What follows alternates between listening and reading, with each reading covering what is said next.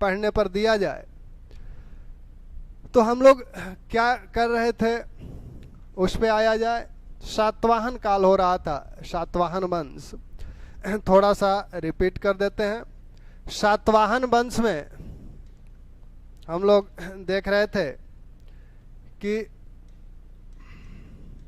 या शालिवाहन वंश, दक्षिणापथ में ये लोग शासन कर रहे हैं और दक्षिणापथ में साम्राज्य स्थापित करने वाला ये पहला वंश है, पहला राजवंश है जो दक्षिणापथ में एक साम्राज्य की स्थापना करता है। और इस वंश के संस्थापक आपने देखा ही सिमुक या सिंधुक था, जिसका उल्लेख पुराणों में हुआ है कि उसने कण्व वंश के शासक सुशर्मा की हत्या करके शासक बना और विदिशा के क्षेत्र पर उसने अधिकार कर लिया। फिर उसके जो पुत्र हैं, पुत्र नहीं भाई हैं, कन्न या कृष्ण, वो शासक बनते हैं।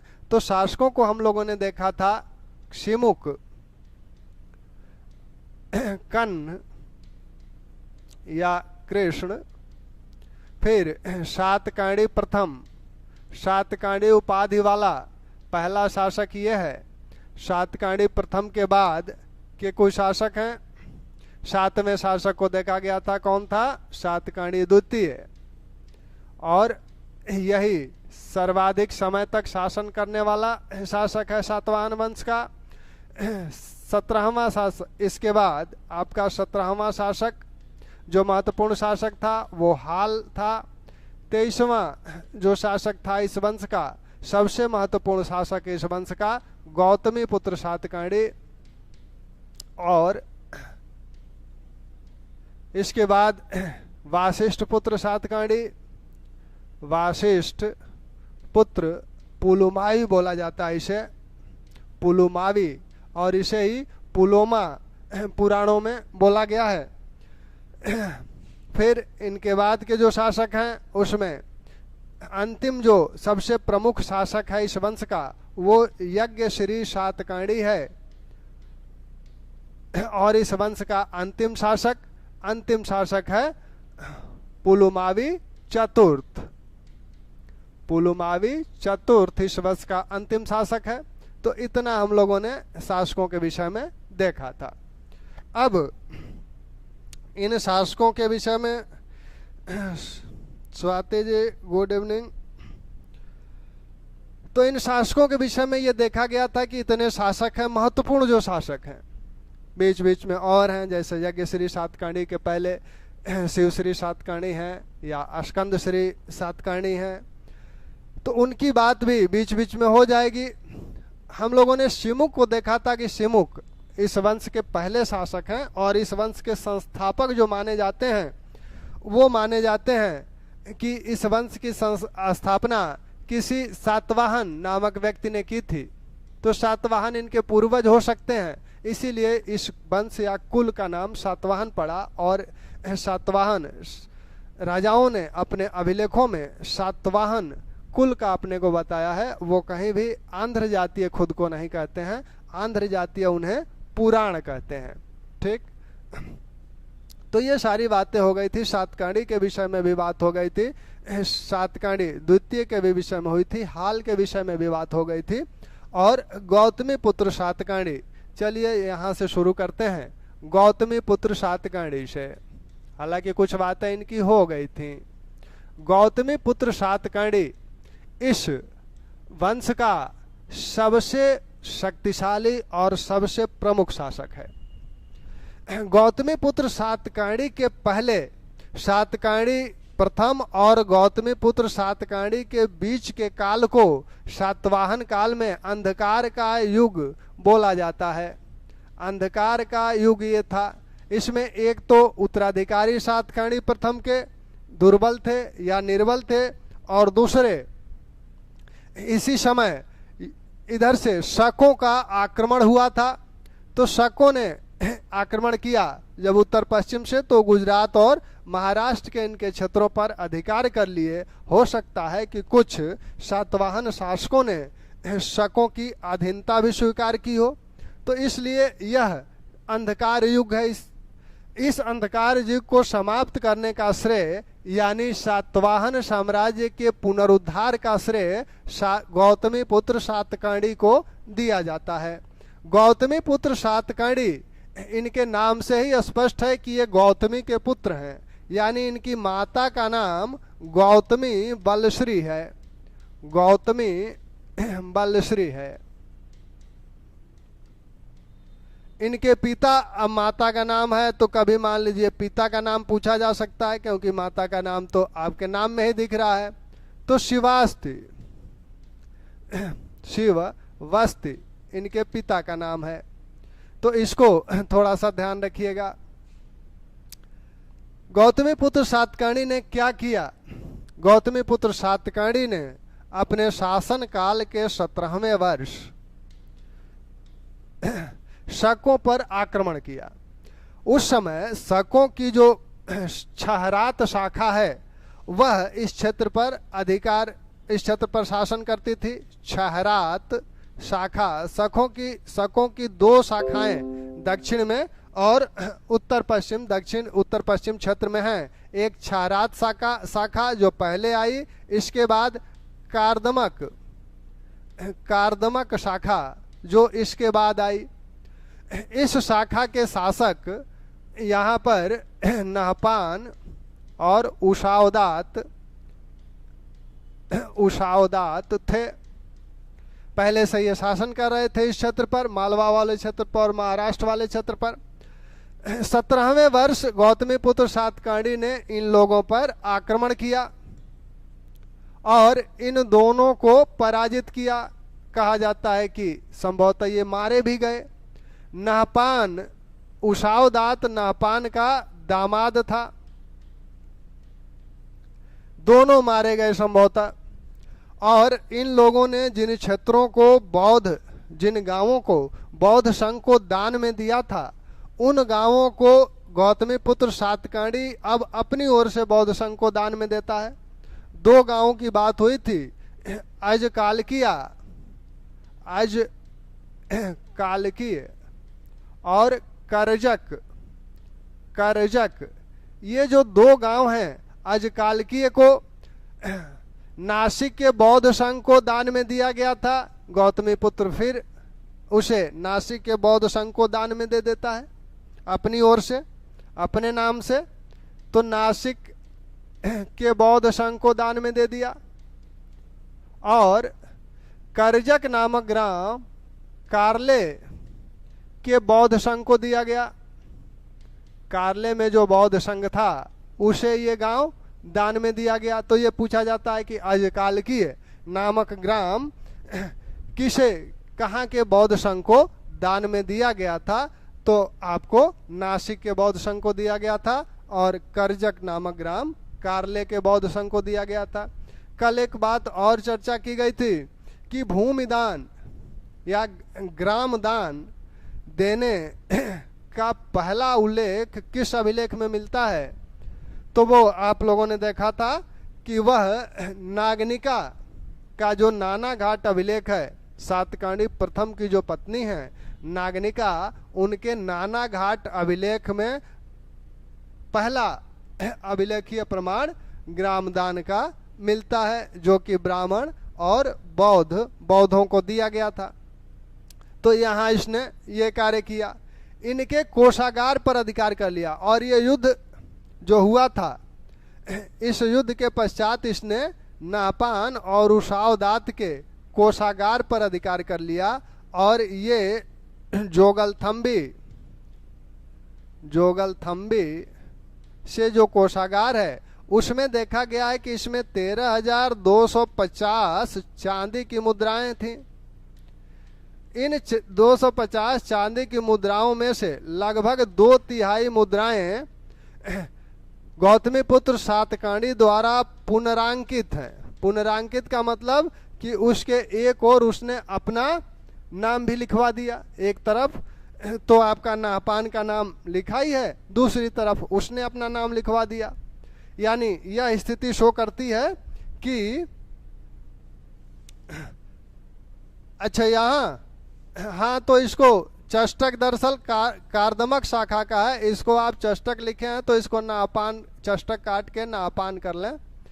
चष्टक कार्दमक शाखा के संस्थापक हैं, तो यहाँ चष्टक नहीं, यहाँ नापान है, ठीक है।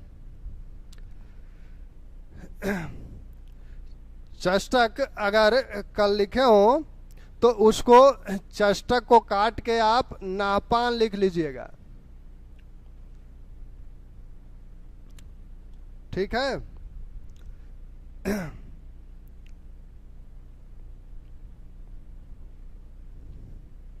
अमित, अच्छा कुछ देर बाद पहुंचेगा। तो ये आपका नापान है। अगर चष्टक हो सकता हो कल हमने चष्टक लिख दिया हो, तो ये चष्टक नहीं है, चष्टक कार्दमक शाखा का है। और इसका चष्टक का जो संघर्ष होगा वो आपके यज्ञश्री सातकाणी के साथ होगा। चष्टक का जो संघर्ष होगा चष्टक का यज्ञश्री सातकाणी और वाशिष्ठ पुत्र पुलमावी के साथ होगा। गौतमी पुत्र सातकाणी का जो पहली शाखा है क्षहरात वंशी शाखा, इसके संस्थापक भूमक हैं।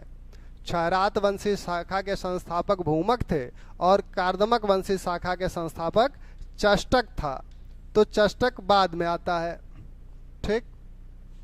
तो यहाँ नाहपान और उषावदात संभवतः मारे भी गए थे। तो इनका जो कोषागार है जोगलथंभी में नासिक के पास, तो यहाँ पर 13,250 मुद्राएं मिली हैं। इन मुद्राओं में से लगभग 2/3 मुद्राएं पुनरांकित हैं, यानी गौतमी पुत्र सातकाणी ने उस पर अपना नाम लिखवा दिया, यानी अब उसके द्वारा ये जारी मुद्राएं हो गई। तो यह भी प्रमाण है इनको पराजित करने का।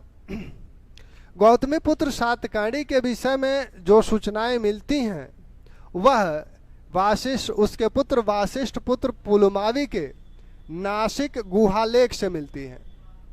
और वह नासिक गुहालेख यह एक ग्राम दान में दिया गया था और उसी के उपलक्ष्य में यह लेख अंकित कराया गया था। यह ग्राम दान में देने का सुझाव किसने दिया था या किसके कहने पर वाशिष्ठ पुत्र ने यह ग्राम दान में दिया था? वह है गौतमी पुत्र सातकाणी की माता गौतमी बलश्री। वो कहता है कि मेरी दादी के, अपनी दादी के कहने पर हमने ग्राम दान में दिया और उसके उपलक्ष्य में इसने ये, नमस्ते आलोक जी, अच्छा आलोक सर नमस्ते। तो यह ग्राम दान में बलश्री के कहने पर दिया है। बलश्री यानी बलश्री अभी जीवित है। गौतमी पुत्र बलश्री, जो गौतमी बलश्री हैं, गौतमी पुत्र की माता, वो अभी जीवित हैं। इसका मतलब यही है। बलश्री को इसमें, इस गुहालेख में राजश्री वधु कहा गया है। राजश्री वधु बोला गया है इस अभिलेख में। इसी अभिलेख में यह बताया गया है कि गौतमी पुत्र सातकाणी ने कहां कहां किन किन क्षेत्रों पर विजय की थी, यानी उसके साम्राज्य में कौन कौन से क्षेत्र थे, यह इसी अभिलेख से पता लगता है। कल हमने कुछ नाम लिखे थे, उन नामों को ध्यान दीजिएगा। इन क्षेत्रों के विजय की बात की जाती है। ऋषिक, अश्मक,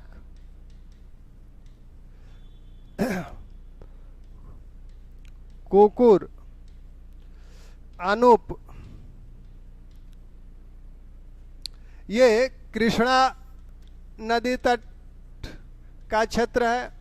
ये गोदावरी, इसकी गोदावरी नदी तट का क्षेत्र है। ये पहले भी आपको मिला है, ध्यान करिए कहाँ मिला है।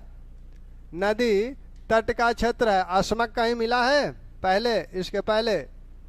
कुकुर पश्चिमी राजपूताना का क्षेत्र है, पश्चिमी राजपूताना का क्षेत्र है। अनूप नर्मदा घाटी।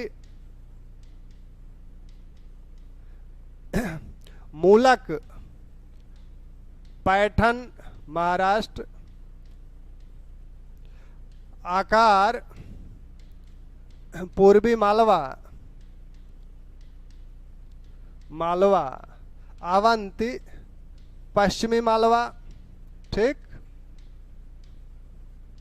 और आपके जो क्षेत्र हैं जैसे परियात्र, ये विंध्य पर्वत का, विंध्य पर्वत का पश्चिमी क्षेत्र, पश्चिमी क्षेत्र प्लस अरावली, अरावली पर्वत का क्षेत्र। वैसे ही आपने सह्याद्री, सह्याद्री यह पश्चिमी घाट का क्षेत्र है। महेंद्र यह पूर्वी घाट का क्षेत्र है, पूर्वी घाट।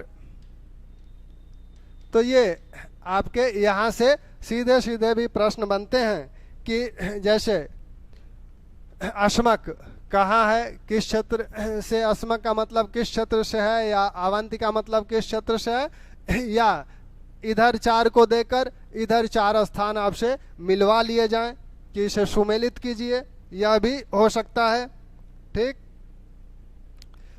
16 महाजनपदों में मिला था, सही कह रहे हैं अमित जी, 16 महाजनपदों में यह मिला था। और इसकी राजधानी भी ध्यान कर लीजिएगा, ठीक। तो इन क्षेत्रों पर इनका अधिकार हो गया था। अब इसी अभिलेख में, इसी नासिक गुहालेख में गौतमी पुत्र सातकर्णी के विभिन्न उपाधियों की बात की जा रही है। चारु विक्रम, वारि विक्रम, इस तरह की उपाधियां हैं। उनसे एक ब्राह्मण कहा गया है, उसे कहा गया है कि वह जो द्विज हैं या द्विजेतर हैं उनके वृद्धि में योगदान करता है, यानी द्विज वारि कुटुंब बधनीन, वृद्धि के लिए बात करता है। वैसे ही इन पर्वतीय क्षेत्रों पर भी इसका अधिकार है, तो इसे पर्वतपति भी बोला गया है। इसी में इसे राजराज बोला गया है, महाराज बोला गया है, स्वामी बोला गया है। तो इसकी अनेक उपाधियां हैं, तो इनकी उपाधियों को भी ध्यान रखिए। गौतमी पुत्र की उपाधियां, गौतमी पुत्र सातकर्णी की उपाधियां, चारु विक्रम, एक ब्राह्मण। अभी एक ब्राह्मण किस प्रकार का ब्राह्मण है? क्षत्रियों का विनाश करने वाला, तो क्षत्रिय, दप, दम, नादि। वैसे ही इसे राजराज बोला गया है, महाराज बोला गया है, इसी में इसे स्वामी बोला गया है, इसे पर्वतपति बोला गया है।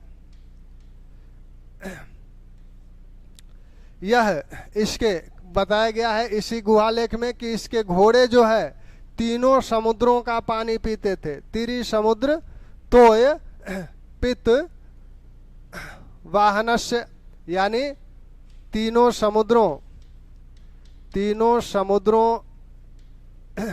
का पानी इसके घोड़े पीते थे। का पानी इसके वाहन या इसके घोड़े पीते थे। त्रि समुद्रो तोय पीय वाहनस्य, तीनों समुद्रों का पानी, यानी तीनों समुद्रों तक इसका विस्तार था। इधर आपका पूर्वी तट, पश्चिमी तट और नीचे वाले तट पे, यानी इन तीनों समुद्रों पर इसका विस्तार था। इधर भी यहाँ इस तट तक, इस तट तक और इस तट तक भी। तो इनकी उपाधियां, इन उपाधियों को थोड़ा सा ध्यान रखिएगा। इसी गुहालेख में बताया गया है कि यह जो चतुर्वर्ण व्यवस्था है उसको स्थापित करने वाला शासक है। जनता पर स्मृतियों के अनुसार कर लगाया, जनता के सुखी होने पर सुखी होता है, जनता के दुखी होने पर दुखी होता है, और इसने द्विजों द्विजवारी कुटुंब वधिनीन, यानी द्विज और द्विजेतर, द्विज और द्विजेतर। द्विज क्या है? द्विजेतर जातियों के कल्याण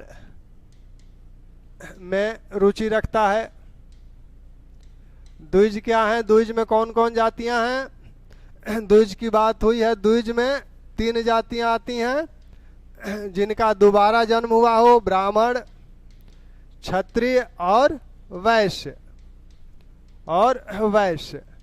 तो इसका मतलब यह है कि द्विजेतर जो जातियां हैं, यानी जो शूद्र हैं या अन्य निम्न जातियां हैं, उनका भी यह इसके काल में उनको भी प्रताड़ित नहीं किया जाता था। दोनों की बात एक साथ करता है। ठीक, तो ये आपके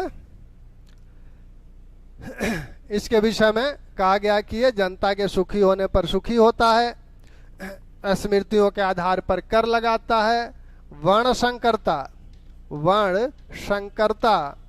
को रोकने का प्रयत्न करता है। वर्ण संकरता मतलब अंतरजातीय विवाह। वर्ण संकर शिशु कब उत्पन्न होते हैं? अंतरजातीय विवाहों से। तो उसको यह रोकने का प्रयत्न करता है। हालांकि यह बात कही जा रही है, फिर भी आप देखेंगे तो वर्ण संकर विवाह हो रहे हैं, खुद राजा लोग कर रहे हैं। आगे चलकर वाशिष्ठ पुत्र पुलमावी रुद्रदामन की बेटी से विवाह करेंगे। तो इस तरह की बातें, लेकिन यहाँ वर्ण संकरता को रोकने का प्रयास उसके द्वारा किया जा रहा है। वर्णाश्रम धर्म का पोषक है। एक उपाधि और इसकी महत्वपूर्ण है, वो है आगम निलय। आगम निलय यानी वेदों का आश्रयदाता। वेदों का आश्रयदाता यह है। तो अगर कहा जाए कि आगम निलय उपाधि किसकी है या वेदों का आश्रयदाता कौन शासक था, तो वो आपके गौतमी पुत्र सातकर्णी है। एक ब्राह्मण कौन है? गौतमी पुत्र सातकर्णी है। ठीक, तो गौतमी पुत्र सातकर्णी के विषय में बातें हो गई। अब इनके उत्तराधिकारी कौन है? गौतमी पुत्र सातकर्णी के बाद कौन आता है? वाशिष्ठ पुत्र पुलुमावी। वाशिष्ठ पुत्र पुलुमावी। वाशिष्ठ पुत्र पुलुमावी को ही पुराण पुलोमा कहते हैं। पुराणों में इसे पुलोमा कहा गया है। पुराणों में पुलोमा कहा गया है। ठीक, टालमी इसे क्या कहता है? टालमी इसे कहता है शेरो पोले मोइस मोइओस। टालमी इसे शेरो पोले मोइओस कहता है। ऐसे ही पेरिपल्स ऑफ एरिथियन सी में सातकर्णी प्रथम को क्या कहा गया है? पेरिपल्स ऑफ एरिथियन सी में सातकर्णी प्रथम को क्या नाम दिया गया है?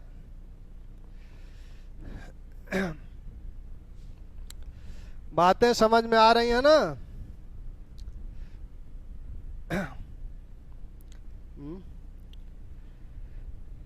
प्रश्न हमने किया था कि सातकर्णी प्रथम को पेरिपल्स ऑफ एरिथियन सी में किस नाम से पुकारा गया है?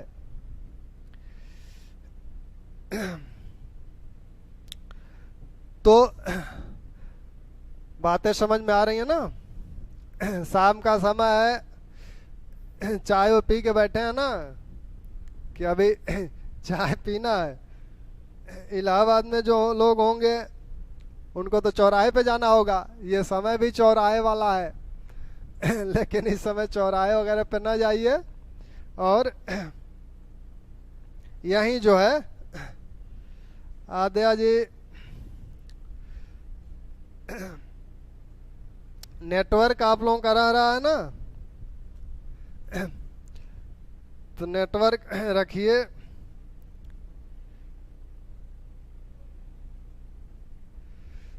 धन्यवाद। बातें समझ में जहां न आए वहां रोक लीजिएगा, ठीक। क्योंकि पढ़ाने और समाप्त करने का मतलब नहीं है आप कितना समझ रहे हैं, वो ज्यादा महत्वपूर्ण है। आप इसे कितना अपना बना ले रहे हैं वो ज्यादा महत्वपूर्ण है। तो वाशिष्ठ पुत्र पुलुमावी, वाशिष्ठ पुत्र पुलुमावी, पुराणों में इन्हें क्या कहा गया? पुलोमा कहा गया। और टालमी इन्हें सेरोपोले मोयोस कहते हैं। इनका जो संघर्ष है, ये वाशिष्ठ के पुत्र हैं, इनका जो संघर्ष हुआ, इनका भी संघर्ष शकों से होता है, लेकिन शकों की दूसरी शाखा से होता है। गौतमी पुत्र सातकर्णी का संघर्ष शकों की क्षयरात शाखा से हुआ था। इनका संघर्ष शकों की कार्दमक शाखा से होता है। कार्दमक शाखा के संस्थापक चष्टन हैं और इस शाखा के सबसे महत्वपूर्ण शासक रुद्रदामन है। रुद्रदामन का नाम आप पहले भी कई बार सुन चुके हैं, बहुत ही विख्यात शासक हैं शकों के। तो रुद्रदामन इस शाखा के सबसे महत्वपूर्ण शासक हैं और इनके द्वारा जूनागढ़ अभिलेख जारी किया गया था। तो जूनागढ़ अभिलेख में क्या बताया गया? जूनागढ़ अभिलेख में रुद्रदामन कहता है कि हमने वाशिष्ठ पुत्र पुलुमावी को 2 बार पराजित किया है, लेकिन संबंध की निकटता के कारण उसे छोड़ दिया, मारा नहीं। यानी रुद्रदामन ने वाशिष्ठ पुत्र पुलुमावी को 2 बार पराजित किया, लेकिन संबंध की निकटता के कारण इसकी हत्या नहीं किया। तो ये आखिर कैसा संबंध है? किस संबंध को निभा रहे हैं? तो ये जिस संबंध को निभा रहे हैं सरता जी, जिस संबंध को ये निभा रहे हैं वो संबंध ये है कि रुद्रदामन के वाशिष्ठ पुत्र पुलुमावी दामाद हैं, तो दामाद की कोई हत्या करेगा नहीं। इनके दामाद हैं, ये साबित कहां से होता है? कन्हेरी लेख से। कन्हेरी लेख से यह साबित होता है कि वाशिष्ठ पुत्र पुलुमावी रुद्रदामन के दामाद हैं। देवी नामक इनकी पुत्री थी और उसी से इनका विवाह हुआ था, इसीलिए इनकी हत्या नहीं करते हैं। लेकिन इनके कुछ क्षेत्रों पर रुद्रदामन का अधिकार हो जाता है, गुजरात और महाराष्ट्र के कुछ क्षेत्रों पर। बाद में मालवा पर भी ये लोग अधिकार कर लेते हैं। संभवतः इसी ये जो यहाँ इनके साम्राज्य में कमी हो रही है इस क्षेत्र में, इसकी ये प्रतिपूर्ति कहाँ से करते हैं? वाशिष्ठ पुत्र पुलुमावी अपना साम्राज्य दक्षिण पूर्व की ओर बढ़ाते हैं, यानी आंध्र प्रदेश में अपने साम्राज्य का विस्तार करते हैं। सातवाहन शासकों में पहला शासक है जिसका एक लेख आंध्र प्रदेश से मिलता है, वो अमरावती लेख। अमरावती लेख आंध्र प्रदेश से जो मिलता है वो वाशिष्ठ पुत्र पुलुमावी का है, और सातवाहन शासकों में पहला शासक है जिसका लेख आंध्र प्रदेश से मिलता है। हालांकि यह अमरावती तक अपना विस्तार किया, लेकिन अभी भी इसकी राजधानी प्रतिष्ठानपुर ही है। राजधानी, अब आप ये ना कहें कि वाशिष्ठ पुत्र इधर गया तो राजधानी भी इधर गई, राजधानी अभी भी प्रतिष्ठानपुर है, ठीक। तो वाशिष्ठ पुत्र पुलुमावी के विषय में पहली मुख्य सूचना कि रुद्रदामन से इनका संघर्ष हुआ, रुद्रदामन ने इन्हें 2 बार पराजित किया और संबंध की निकटता के कारण इन्हें नहीं मारा, इनकी हत्या नहीं किया। इस बात की सूचना रुद्रदामन के जूनागढ़ अभिलेख से प्राप्त होता है। वाशिष्ठ पुत्र पुलुमावी के जो लेख मिले हैं, ये लेख 4 लेख इनके नासिक से मिले हैं, 2 लेख इनके कन्हेरी से मिले हैं, 1 लेख इनका अमरावती से मिला है। तो अमरावती में लेख जारी करने वाले पहले सातवाहन शासक हैं। इनके जो सिक्के इन्होंने जारी किए थे, एक इनका सिक्का बड़ा महत्वपूर्ण है, उस पे 2 पतवार वाले दो पतवार वाले नाव का चिन्ह अंकित है, नाव का चिन्ह अंकित है। तो दो पतवार वाला नाव बड़ा नाव होगा, मुख्यतः वह व्यापारिक कार्यों में उसका प्रयोग किया जाता होगा। यह ये साबित करता है कि इनके काल में व्यापार अपनी समुन्नत स्थिति में था। ठीक। तो वासिष्ठ पुत्र पुलमावी के विषय में यह सूचनाएं हैं। वासिष्ठ पुत्र पुलमावी के बाद इनके जो उत्तराधिकारी हैं वो कमजोर हैं। इनके बाद जिस शासक का नाम लिया जाता है उसमें शिव श्री सातकर्णी, शिव श्री सातकर्णी और अस्कंद श्री सातकर्णी। तो शिव श्री सातकर्णी, अस्कंद श्री सातकर्णी और इनके बाद एक शासक आता है यज्ञ श्री सातकर्णी, यज्ञ श्री सातकर्णी। यह सातवाहन वंश का अंतिम शक्तिशाली शासक है। यही सातवाहन वंश का अंतिम शक्तिशाली शासक है। कौन? यज्ञ श्री सातकर्णी। यह सातवाहन वंश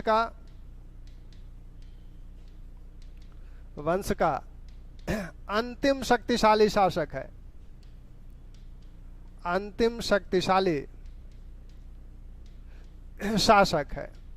अब यह अंतिम शक्तिशाली शासक है। इसके समय में जो शकों ने जिन क्षेत्रों पर, मालवा और महाराष्ट्र के जिन क्षेत्रों पर अधिकार किया था, उन क्षेत्रों पर इसने पुनः अधिकार कर लिया। तो इस दृष्टिकोण से यह सातवाहन वंश का एक शक्तिशाली शासक है। और इसके बाद के जो शासक हैं उनके विषय में कहने को कुछ नहीं है, सिर्फ नाम के हैं, इसीलिए उनकी बात हटा दें और पुलमावी चतुर्थ को सातवाहन वंश का अंतिम शासक ध्यान रखें। ठीक। तो सातवाहन वंश की राजनीतिक स्थिति लगभग हो गई। सातवाहन वंश की जो प्रशासकीय स्थिति है, सातवाहन वंश का जो प्रशासकीय ढांचा है वो कुल मिला के मौर्य प्रशासकीय ढांचे के समान है, थोड़े बहुत परिवर्तनों के साथ। राजा जो है यहाँ दैवीय उत्पत्ति में विश्वास करता है, मौर्यों से भिन्न। मौर्य अपनी दैवीय उत्पत्ति में विश्वास नहीं करते हैं, लेकिन सातवाहन शासक अपनी दैवीय उत्पत्ति में विश्वास करता है। यानी हमें राजा किसने बनाया है? देवता ने बनाया है, ईश्वर ने बनाया है। उसकी अनुकंपा से हम राजा बने हैं, किसी अन्य की अनुकंपा से नहीं। जब तक वो चाहेगा तब तक हम राजा रहेंगे। तो ऐसी अवधारणा इनकी है। तो जब दैवीय अवधारणा आ जाती है तो दैवीय अवधारणा में होता क्या है? राजा को लाभ क्या मिलता है और जनता को क्या लाभ या हानि होती है? जब दैवीय अवधारणा आ जाती है तो राजा का विरोध करना शास्त्र संगत नहीं माना जाता है, क्योंकि राजा के विरोध करने का मतलब है ईश्वर का विरोध करना, क्योंकि ईश्वर ने उसे नियुक्त किया है। तो आप ईश्वर के विवेक पर प्रश्न चिन्ह लगाएंगे अगर राजा का विद्रोह करेंगे। तो राजा की स्थिति थोड़ी सी सुरक्षित हो जाती है, विशेषकर विद्रोहों आदि से।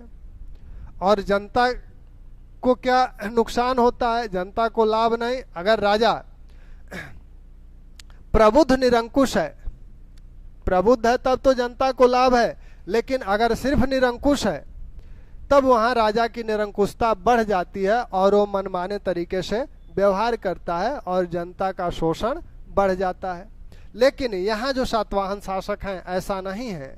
नासिक गुहालेख में क्या कहा गया? नासिक गुहालेख में यह कहा गया कि गौतमी पुत्र सातकर्णी जनता के सुख से सुखी होता है, जनता के दुख से दुखी होता है। वह वर्णाश्रम धर्म के पालन का प्रयत्न करता है और वर्ण संकरता को रोकने का प्रयत्न करता है। और क्या करता है? और द्विज और द्विजेतर जातियों, यानी जो द्विज जातियां हैं, ब्राह्मण क्षत्रिय वैश्य, उनके कल्याण में तो रुचि लेता ही है, साथ में द्विजेतर जातियां जो हैं, यानी जो निम्न जातियां हैं, उनके कल्याण में भी रुचि लेता है। तो इस प्रकार से सातवाहन जो शासक हैं वो लोक कल्याणकारी शासक हैं। तो मौर्यों से भिन्न, मौर्यों का प्रशासकीय ढांचा कुल मिला के वही प्रशासकीय ढांचा इनका भी है, लेकिन यहाँ भिन्नता जो है ये है कि ये अपनी दैवीय उत्पत्ति में विश्वास करते हैं और मौर्य शासक ऐसा नहीं करते हैं। मौर्य शासक अपनी दैवीय उत्पत्ति में विश्वास नहीं करते हैं। इनकी अपनी मंत्रिपरिषद भी रही होगी, ऐसा मान सकते हैं। उस मंत्रिपरिषद का कहीं उल्लेख अभिलेखों में नहीं है। जो जिन पदाधिकारियों का उल्लेख है, यहाँ भी पदाधिकारी मूल रूप से अमात्य संज्ञा से जाने जा रहे हैं। केंद्र के जो विभिन्न पदाधिकारियों का उल्लेख है उसमें आपके कर्मांतर, भंडागारिक, सेनापति,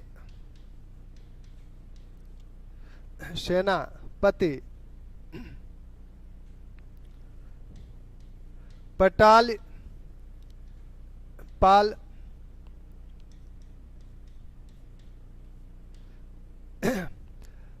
अमात्य तो एक सामान्य संज्ञा है। कर्मांतर यानी आपके ये जो कारखानों के प्रमुख हैं या फिर निर्माण कार्यों के प्रमुख हैं, निर्माण कार्यों के प्रमुख होते थे। रणभंडागारिक कोषाध्यक्ष है। सेनापति आप जानते ही हैं, यह सरकारी पत्रों की देखरेख करता है। सरकारी पत्रों की देखरेख करता है। आचित यह भूमिदान की देखरेख करता है। भूमिदान की देखरेख करता है। भूमिदान बहुत दिया जा रहा है इस काल में, तो उसकी देखरेख करता है। एक पद गौतमी पुत्र सातकर्णी और वासिष्ठ पुत्र पुलमावी के समय बनाया गया था, वह महासेनापति का। तो महासेनापति का पद कब बनाया गया था, इस पद पर नियुक्ति कब होती थी, इसका जो साक्ष्य है वो है गौतमी पुत्र सातकर्णी और वासिष्ठ पुत्र सातकर्णी के समय। गौतमी पुत्र सातकर्णी और वासिष्ठ पुत्र सातकर्णी के समय इस पद का सृजन हुआ था। वासिष्ठ पुत्र पुलमावी के समय। जो साम्राज्य है वह विभिन्न विभागों में बटा हुआ है। तो साम्राज्य किस में बटा हुआ है, साम्राज्य विभाग में बटा हुआ है। इस विभाग को क्या कहा जा रहा है, आहार बोला जा रहा है। और इस आहार का प्रमुख कौन है, अमात्य है। इसका प्रमुख अमात्य होता था। इस आहार में एक निगम होता था। यह निगम क्या है, केंद्रीय नगर है। एक केंद्रीय नगर होता था इसका, जिसे निगम कहा जाता था। और इसमें अनेक ग्राम होते थे, अनेक ग्राम होते थे एक आहार में। हाल के गाथा सप्तशती में सातवाहन शासक हाल ने जो गाथा सप्तशती लिखा है उसमें वह ग्रामिक या गौलमिक नामक अधिकारी का उल्लेख करता है। यह ग्रामण या गौलमिक नामक अधिकारी 5 से 10 गांवों, 5 से 10 गांव इसके अधीन होते थे। 5 से 10 गांव इसके अधीन होते थे। इसके अधीन एक सैन्य टुकड़ी भी होती थी। इसके अधीन एक सैन्य टुकड़ी भी होती थी। टुकड़ी भी होती थी। कंटक एक शब्द आता है। कंटक का मतलब है सैन्य शिविर।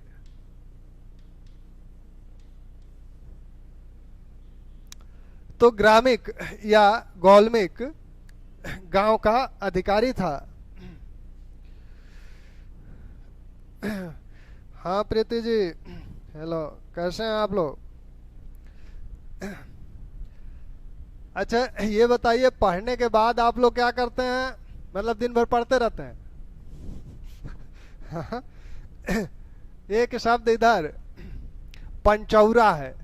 पंचौरा से इधर आसपास के, इलाहाबाद के आसपास जिले के लोग परिचित होंगे। तो पंचौरा हो, आवश्यक है वो भी, लेकिन ज्यादा ना हो। क्योंकि उसमें समय का अंदाजा नहीं लगता। एक दूसरे के हालचाल लेते हुए अपना हालचाल कम लिया जाता है, दूसरे का हालचाल ज्यादा बताया जाता है आस पड़ोस के लोगों का। तो गौल्मिक या ग्रामिक नामक अधिकारी जो है, इसका उल्लेख हाल की गाथा सप्तशती में हुआ है। हालकृत गाथा सप्तशती में।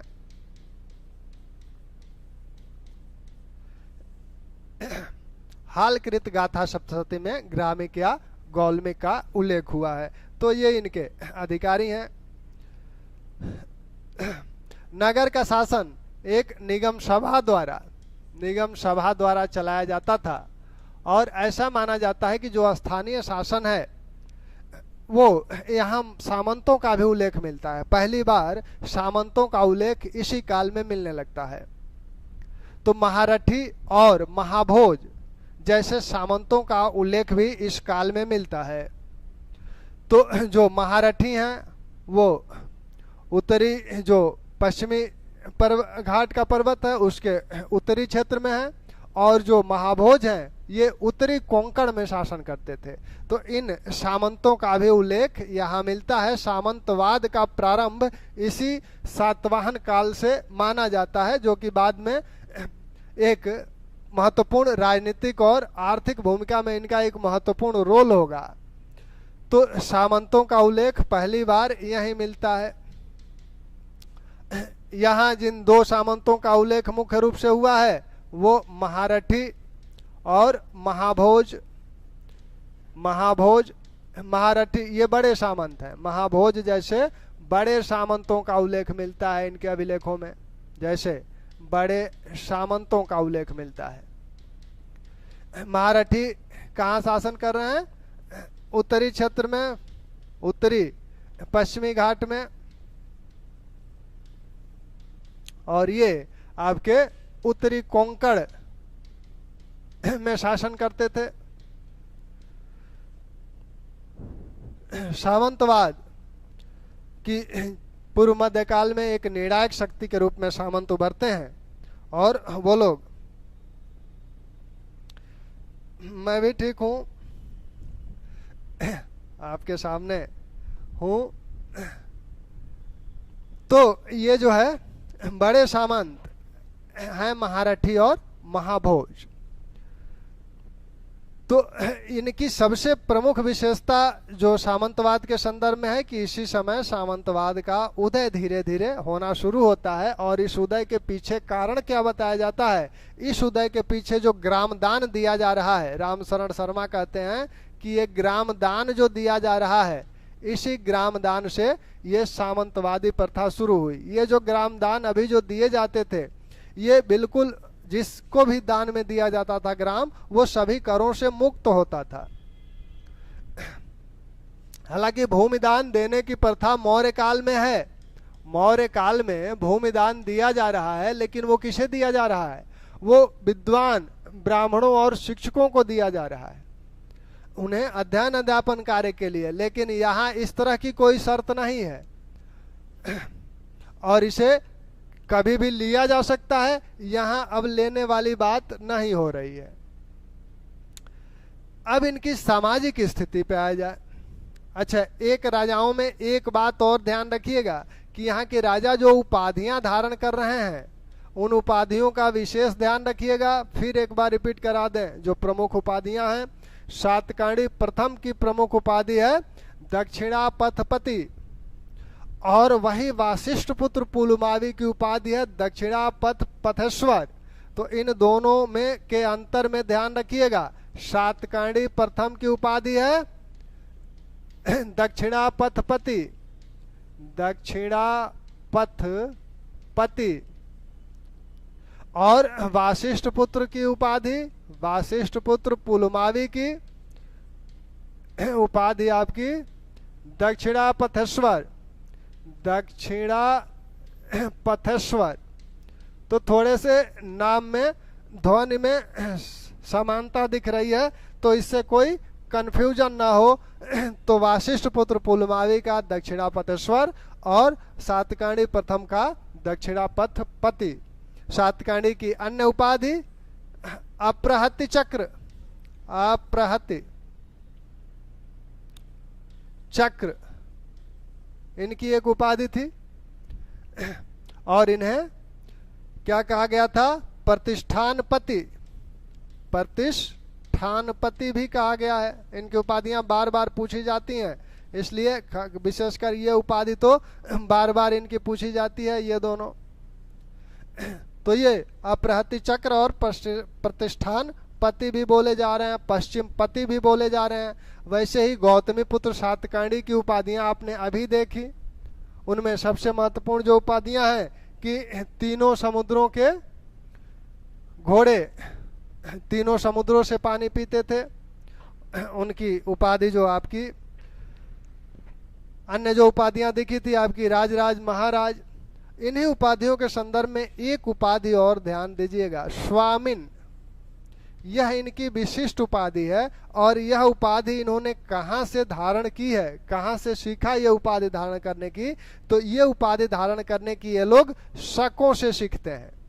शकों के अनुकरण पर स्वामिन की उपाधियां भी ये लोग धारण करते हैं। शकों के अनुसरण पर ये लोग स्वामिन की उपाधियां भी धारण करते हैं। जैसे गौतमी पुत्र सातकर्णी ने स्वामिन या स्वामी की उपाधि धारण की थी। ठीक, तो इनकी प्रशासकीय और राजनीतिक व्यवस्था हो गई। इनकी सामाजिक व्यवस्था को देखा जाए तो सामाजिक व्यवस्था में आप देख ही रहे हैं कि वर्ण व्यवस्था, चतुर्वर्ण व्यवस्था को बनाए रखने का प्रयत्न सभी राजाओं द्वारा किया जा रहा है। साथ में द्विज और द्विजेतर जातियों के साथ अच्छा व्यवहार का प्रयत्न हो रहा है। तो और साथ में वर्ण संकरता को रोकने का भी प्रयास किया जा रहा है, लेकिन वो व्यवहारिक रूप में रुक नहीं रहा है, लेकिन औपचारिक रूप से इसका प्रयास किया जा रहा है।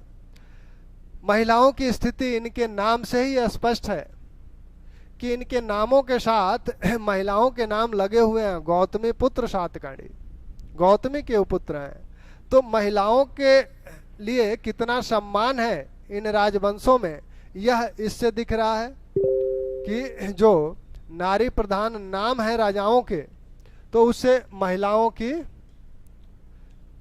स्थिति यहाँ स्पष्ट हो रही है।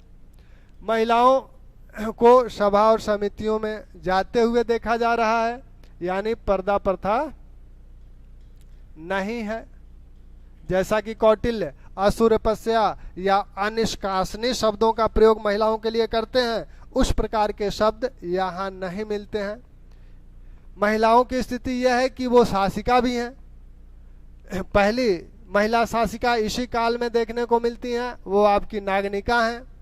और जो गौतमी बलश्री हैं, गौतमी बलश्री भी गौतमी पुत्र सातकर्णी के अंतिम समय में उन शासन में सहायता की थी। तो दो महिला शासिकाएं यहाँ स्पष्ट रूप से दिखती हैं, आपकी नागनिका और गौतमी बलश्री। यहाँ की महिलाएं जो हैं, जो रानियां हैं, वो देवी या महादेवी की उपाधि धारण करती थी। देवी या महादेवी की उपाधि धारण करती थी। साथ में आपने देखा गौतमी बलश्री को कि उन्हें नासिक गुहालेख में क्या कहा गया है, राजश्री वधु। सामाजिक स्थिति में जो अन्य सामाजिक स्थिति के अंग होते हैं, जैसे पहनावा ओढ़ावा, खान पान या मनोरंजन, वो सभी मौर्यों जैसे ही हैं, उसमें कोई अंतर नहीं है। सातवाहनों की जो आर्थिक स्थिति है बहुत ही महत्वपूर्ण है। इनकी आर्थिक स्थिति, ये लोग इस भौगोलिक स्थिति में है कि यह भौगोलिक स्थिति जो है ये वाला पूरा क्षेत्र सातवाहनों के कब्जे में है। पूरा पश्चिमी तट और पूर्वी तट के आंध्रा वाला क्षेत्र में भी ये लोग हैं। इस पूरे क्षेत्र पर इनका अधिकार है, यानी इस क्षेत्र के बंदरगाहों और इस क्षेत्र के बंदरगाहों पर इनका अधिकार है। इनके विषय में जो यूनानी लेखक बताते हैं, टालमी, प्लिनी, एस्ट्रेबो और Periplus of Erythraean Sea. Periplus of Erythraean Sea का जो लेखक है वो पश्चिमी घाट का दौरा किया था और यहाँ के बंदरगाहों का उल्लेख करता है, और वह कुल 24 बंदरगाहों का उल्लेख करता है। पेरिपल्स ऑफ हेरेथियन सी में कुल 24 पेरिपल्स ऑफ एरेथियन सी। एरेथियन का मतलब है हिंद, सी का मतलब है महासागर, तो हिंद महासागर। ये जो मोती मिलते हैं यहाँ 24 बंदरगाहों का उल्लेख करता है। टालमी 40 बंदरगाहों का उल्लेख करता है। इधर के जो बंदरगाह हैं, यहाँ से बताया जाता है कि यहाँ से जो जहाज जाते थे वो दक्षिण पूर्व एशियाई क्षेत्रों में जाते थे, श्रीलंका जाते थे।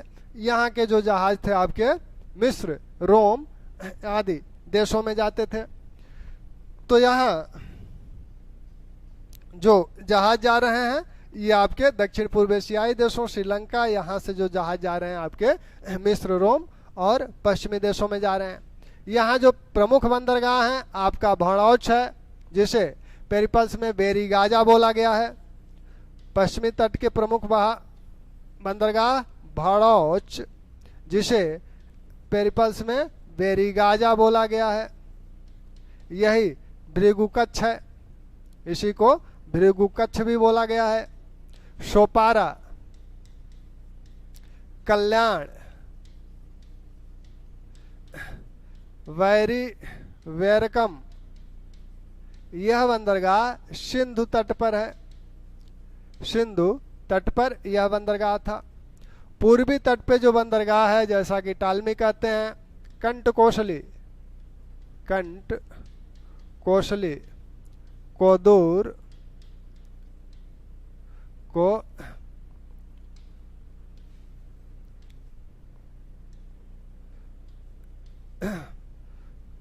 कोदूर, आलोशिंगो,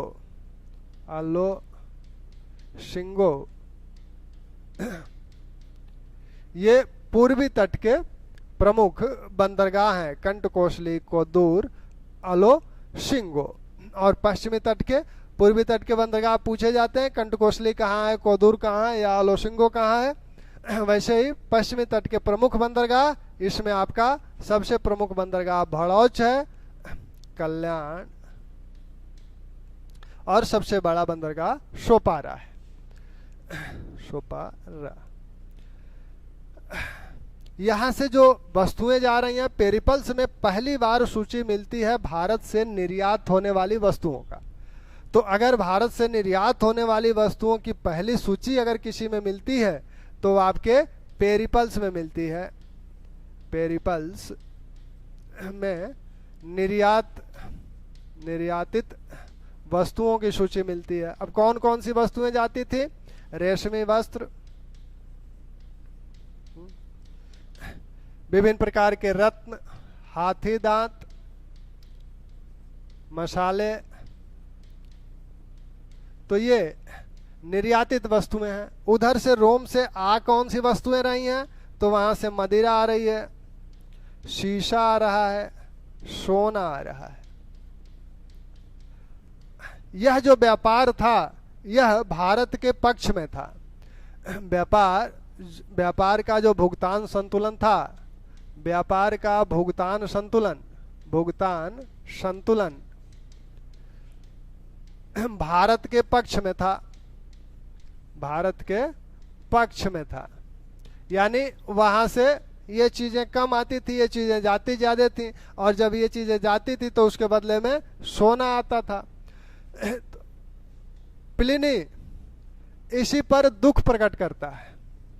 प्लिनी अपने रोमवासियों को कहता है कि वो विलासिता की वस्तुओं पर 10 करोड़ सेस्टर्स प्रति वर्ष खर्च कर रहे हैं, जो कि फिजूल खर्ची है। तो पिल्नी कहता है कि 10 करोड़ सेस्टर्स, वहां की मुद्रा है सेस्टर्स, वो प्रति वर्ष खर्च कर रहे हैं, ऐसा नहीं करना चाहिए। तो इसलिए प्लिनी इस पर दुख व्यक्त करता है अपने देशवासियों के इस व्यवहार पर कि वो लोग विलासिता पर पैसा एक तरह से लुटा रहे हैं। इसी समय ये व्यापार बढ़ने का एक प्रमुख कारण यह भी था कि मानसूनी हवाओं का इसी समय पता लगता है। हिप्पोलस नामक एक रोमन यात्री आया, ग्रीक यात्री था हिप्पोलस। हिप्पोलस ने पहली बार बताया कि हिंद महासागर में मानसूनी हवाएं चलती हैं। मानसूनी हवाएं चलने से यह है कि जब उधर से पश्चिम से हवा चलेगी तब आप पश्चिम से अपनी जहाज को लगा दो, तो वह बिना किसी परिश्रम के जल्दी आपके पूरब की तरफ बढ़ने लगेंगी। तो इससे भी जो व्यापार है उसको बढ़ावा मिला।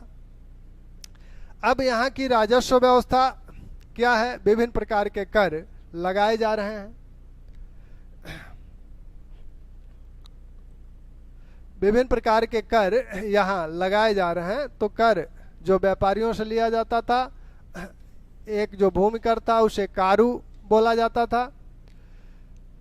व्यापारियों से जो घाट कर, व्यापारियों से जो लिया जा रहा है उसे घाट कर बोला जा रहा है। भूकर कारू बोला जा रहा है। और आपका जो नकद कर लिया जा रहा है देय में बोला जा रहा है। तो इनको भी ध्यान रखिएगा। देय में जो नगद कर लिया जाता था उसे बोला जाता था। इसी काल में विभिन्न जो व्यावसायिक वर्ग हैं उनका संगठन था, यानी लुहार, सभी लुहार संगठित थे। जो आपके कुम्हार हैं वो सभी कुम्हार संगठित हैं। तेली हैं, तेल पिसक जिन्हें कहा गया है, वो संगठित हैं। कोलिक यानी बुनकर, जो कोलिक हैं ये इनका अपना एक संगठन है। तो ये सभी लोग संगठित थे। इसे, इनके संगठन को क्या कहा जा रहा है? श्रेणी। और इस संगठन के प्रमुख को श्रेणिक बोला जाता था या नगर श्रेष्ठ बोला जाता था। इनके अपने नियम होते थे जिसे राजा द्वारा भी मान्यता दिया जाता था। इनके अपने व्यापारिक नियम हैं, अपने सदस्यों पर वो नियम लागू करते थे। इसकी मान्यता राजा भी दिया था कि आप अपने नियम लागू कर सकते हैं, जिसे श्रेष्ठ धर्म बोला जाता था इन नियमों को। तो यहाँ जो श्रेणियां हैं, व्यापार विकसित उन्नति अवस्था में है तो श्रेणियों की भी स्थिति अच्छी है। तो श्रेणियां इतनी प्रभावी हैं, इतनी अस्थाई मानी जाती हैं कि लोग अपना धन श्रेणियों के पास जमा कर देते थे, जिसे अक्षय निधि बोला जाता था। तो लोग अपना धन श्रेणियों के पास जमा कर देते थे, जिसे अक्षय निधि बोला जाता था। और जो धन यहाँ जमा किया जाता था, जैसे किसी कोलिक श्रेणी या बुनकरों की श्रेणी कोई है किसी नगर में और इनके पास कोई व्यक्ति धन जमा कर दिया, तो उस पर यह श्रेणी क्या करती थी? ब्याज देती थी। उस पर ये श्रेणियां ब्याज देती थी। तो एक उदाहरण, विभिन्न उदाहरण अभिलेखों से मिलते हैं। उसमें एक उदाहरण मिलता है कि एक व्यक्ति 2000 कसार्पण जमा किया था और उस पर श्रेणी 1% मासिक ब्याज देती थी। 1% मासिक का मतलब 12% वार्षिक हो गया। तो 10 से 12% वार्षिक ब्याज इन अक्षय निधियों पर मिलता था। ये अक्षय निधियां ये बताती हैं कि श्रेणियां बहुत ही अस्थाई संस्था मानी जाती हैं, यानी ये बैंक के तरह से भी कार्य करती थी। आप अपना धन किसी अस्थाई संस्था के पास नहीं जमा करेंगे। ऐसा लगा कि आप धन जमा करें, कल ताला लटक जाए ऑफिस में, तो उस तरह से इसे नहीं माना जाता था। तो इतना विश्वास था लोगों का इन श्रेणियों के प्रति। समय की अपनी सीमाएं हैं और आशा करता हूं कि आप लोग मस्त होंगे। मस्त रहिए, पढ़ते रहिए और दबाव या तनाव में न रहिए। दबाव और तनाव में रहने का मतलब होता है कि फिर आप कंसंट्रेट नहीं हो पाएंगे और वो बहुत जरूरी है। धन्यवाद।